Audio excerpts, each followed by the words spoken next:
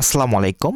লার্নফ্লুয়েন্সি চ্যানেলের পক্ষ থেকে নবম এবং দশম শ্রেণীর শিক্ষার্থীদেরকে স্বাগতম এবং আমন্ত্রণ জানাচ্ছি আজকের এই টিউটোরিয়ালে।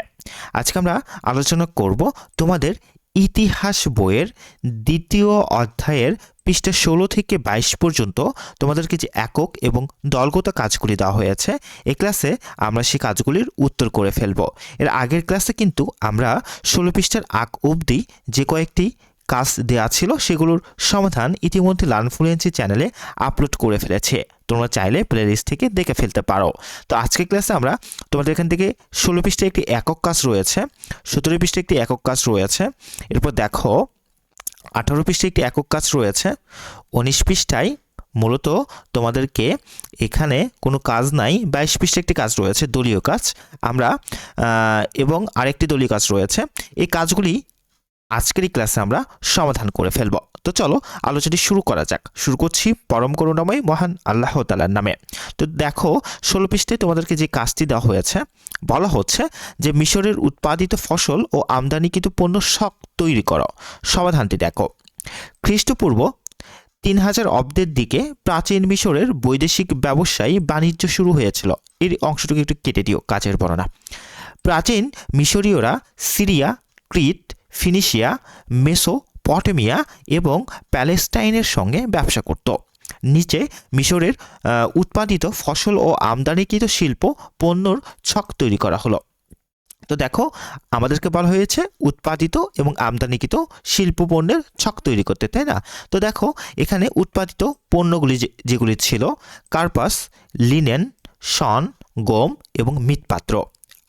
আমদানিকৃত শিল্পপণ্য যেগুলো ছিল সোনা, রূপা, হাতির দাঁত, অস্ত্র, মশলা, সুগন্ধি দ্রব্য, মহামূল্যবান পাথর, দেবদারু ও আবলুস কাঠ। এর ছকের মাধ্যমে বোঝা যায় মিশরীয় সভ্যতা ব্যবসা বাণিজ্য বেশ উন্নতি লাভ করেছিল। এরপর 17 পৃষ্ঠায় তোমাদেরকে যে কাজটি দেওয়া হয়েছে দেখো, এখান থেকে বলা হচ্ছে যে মিশরীয় শিল্পের যেসব স্থাপনার দেয়ালে ছবি এঁকেছে বিষয়বস্তু উল্লেখ সহ তার একটি চার্ট তৈরি করো। সমাধানটি দেখো।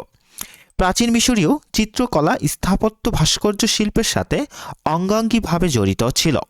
সমাধিসৌধ এবং মন্দিরসমূহের দেয়াল অলঙ্কৃত করতে গিয়েই মিশরীয় চিত্রশিল্পের প্রথম বিকাশ ঘটে। স্থাপত্যিক অলঙ্কার, মূর্তি ভাস্কর্য ধর্মীয় অনুশাসন ও ভাবধারার দ্বারা প্রভাবিত হয়েছিল। তাদের প্রিয় রং ছিল সাদা ও কালো। মিশরীয় শিল্পীরা যেসব স্থাপনার দেয়ালে অসাধারণ ছবি এঁকেছে তার একটি চার্ট নিচে তৈরি করা হলো। 1 সমাধি, 2 পিরামিড, 3 মন্দির, 4 প্রসাদ বা প্রাসাদ, 5 প্রমোদ কানন, 6 সাধারণ ঘরবাড়ির দেয়াল প্রভৃতি। এরপর দেখো উল্লেখিত স্থাপনার দেয়ালে মিশরীয়রা অসাধারণ চিত্র এঁকেছেন। এসব ছবির মধ্য দিয়ে মিশরের রাজনৈতিক, ধর্মীয়, সামাজিক ও পারিবারিক জীবনের কাহিনী ফুটে উঠেছে। এরপর 18 নং পৃষ্ঠায় তোমাদেরকে যে কাজটি দেওয়া হয়েছে দেখো, বলা হচ্ছে যে মিশরীয় কৃষি ব্যবস্থার সঙ্গে জ্যোতিষশাস্ত্র এবং অঙ্কশাস্ত্রের কি সম্পর্ক লিখো আর কি, তাই না? তো সমাধানটি দেখো। মিশরীয় কৃষি ব্যবস্থার সাথে জ্যোতিষশাস্ত্র ও গণিতশাস্ত্রের গভীর সম্পর্ক বিদ্যমান। মিশরীয় সভ্যতা ছিল কৃষি নির্ভর। বস্তুত কৃষি অর্থনীতির প্রয়োজনে গ্রহ নক্ষত্র পর্যবেক্ষণ করতে গিয়ে প্রাচীন মিশরীয়রা জ্যোতির্বিদ্যা সম্পর্কে প্রাথমিক ধারণা করেছিল। এ কারণে প্রাচীন মিশরে জ্যোতিষশাস্ত্র বিশেষ সমাধিত ছিল। প্রাচীন মিশরীয়রা লক্ষ্য করেছিল যে প্রতি বছর বন্যার পূর্বে আকাশের তারকারাজি একটি নির্দিষ্ট স্থানে সবসময় অবস্থান করে। এ পর্যবেক্ষণের ফলেই জ্যোতিষশাস্ত্রের প্রথম উদ্ভব হয়েছিল।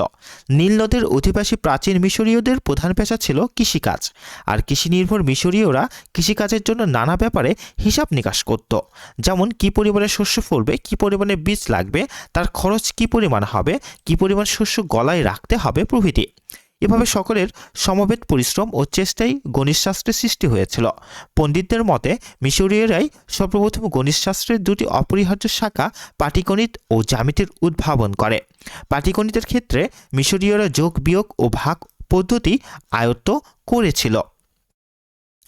আচ্ছা, গণিতশাস্ত্রের অপর শাখা জ্যামিতির ক্ষেত্রেও মিশরীয়রা অগ্রসর হয়েছিল।